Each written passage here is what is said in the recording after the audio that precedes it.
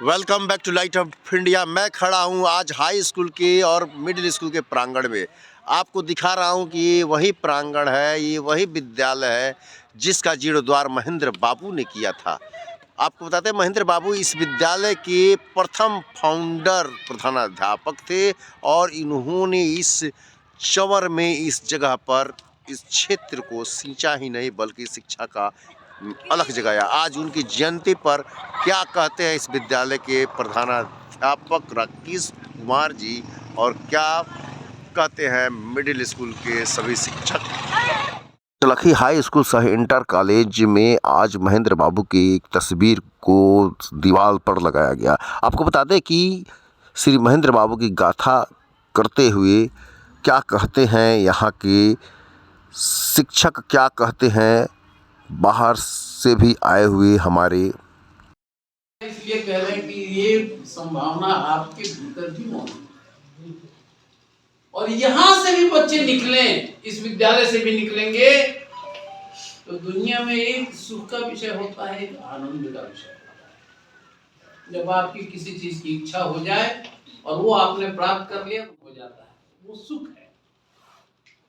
लेकिन कई बार ऐसा होता है कि वो अगर बहुत अच्छा रिजल्ट करेंगे तो आपको भी सुख की प्राप्ति होगी। लेकिन जो अपने प्रिंसिपल साहब हैं राकेश बाबू, हमारे स्कूल का लड़का फर्स्ट किया है जिले भर में, इनको कुछ मिलेगा कि नहीं?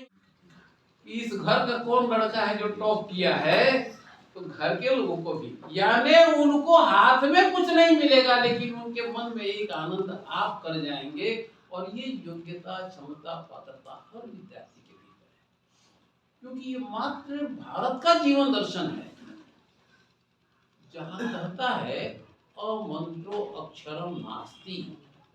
कोई ऐसा वर्ण नहीं है जो मंत्र बनने के लायक नहीं।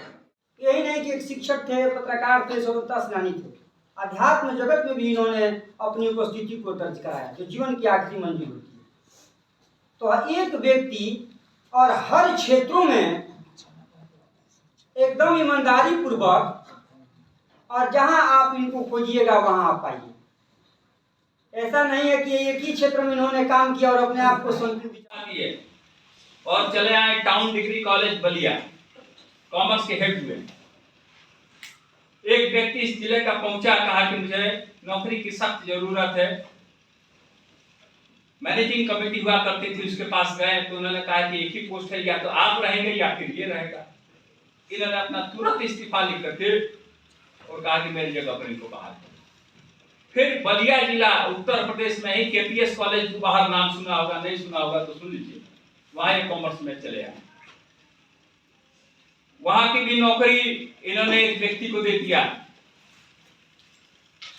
तुर्की teachers training college Muzaffarpur Bihar, वहां ये लेक्चरर थे। वहां भी ऐसी ही घटना घटी, क्योंकि दो फैकल्टी से एमए एमकॉम थे, इसलिए इनको बहुत आसानी से नौकरी मिल जाया करती थी।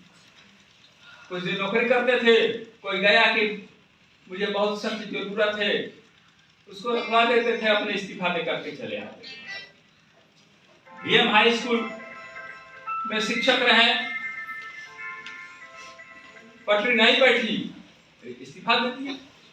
पचलखी हाई स्कूल की स्थापना किए। और उस जमाने में जमशेदपुर और टाटा दो नगरी है जहां सिवान के आंखों के लोग बहुत ज्यादा रहते हैं। ये जिस पृष्ठभूमि से आया करते थे, भारतीय जनसंघ और राष्ट्रीय स्वयंसेवक संघ, उस विचारधारा से जुड़े लोग बहुत लोग रहते हैं वहां। 60,000 रुपया लेकर के आए थे और स्कूल बनवाना शुरू किया कि सिगरेट से इनकी झंझट हो गई। करने के बाद से यहाँ से इस्तीफा दे दिया। इसी बीच भारतीय जनसंघ नामक एक दल का गठन हुआ था। 1952 में बिहार में 3 सीट पर चुनाव लड़ा, बिहार, बेतिया और नवादा, सिवान, बेतिया और नवादा, जिसमें सिवान जीरा गई संयुक्त विधानसभा क्षेत्र से भारतीय जनसंघ के प्रत्याशी के रूप में ये चुनाव लड़े। वो चुनाव क्या लड़ना था? विचारधारा का प्रचार करना था। 51 में इनकी शादी हुई, मां का गाना सब बेच दिया, वो चुनाव लड़ गए। जीतने का प्रश्न नहीं था। कभी संघ के प्रचारक हो जाया करते थे,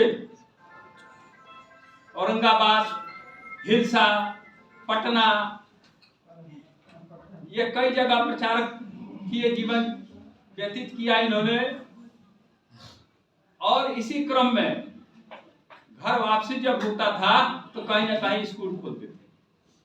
जब बिहार के मुख्यमंत्री महामाया प्रसाद सिन्हा जी हुए तो वो सिवान आए,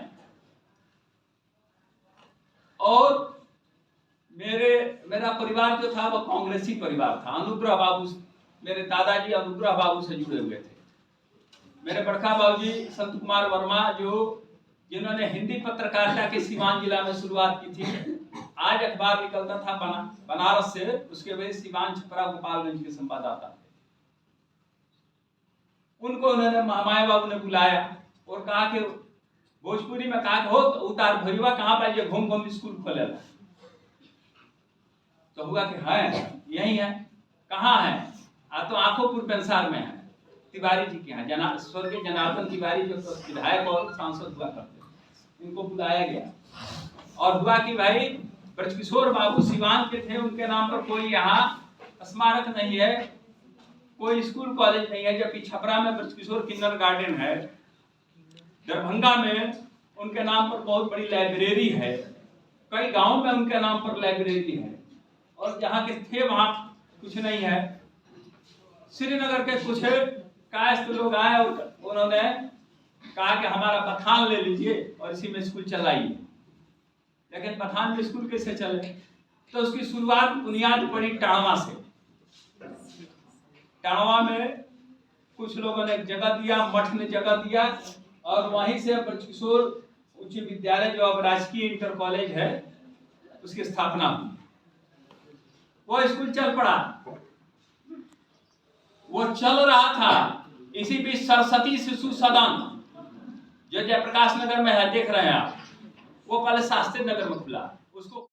स्वर्गीय श्री महेंद्र बाबू की गाथा सुनने के बाद विद्यालय के प्रधानाध्यापक श्री राकेश कुमार ने कहा कि हमारे यहाँ एक लाइब्रेरी आई हुई है, इस लाइब्रेरी का नाम हम श्री महेंद्र बाबू लाइब्रेरी के नाम पर ही रखेंगे, और आज के बाद इस लाइब्रेरी भवन का उद्घाटन स्वर्गीय श्री महेंद्र बाबू के नाम पर रहेगा।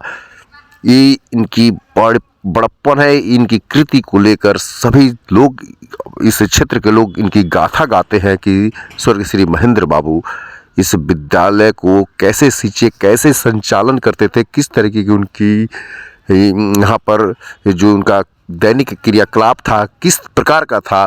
काफ़ी मिलनसार थे और छात्रों की और लोगों को देख रेख काफ़ी अच्छे ढंग से करते थे।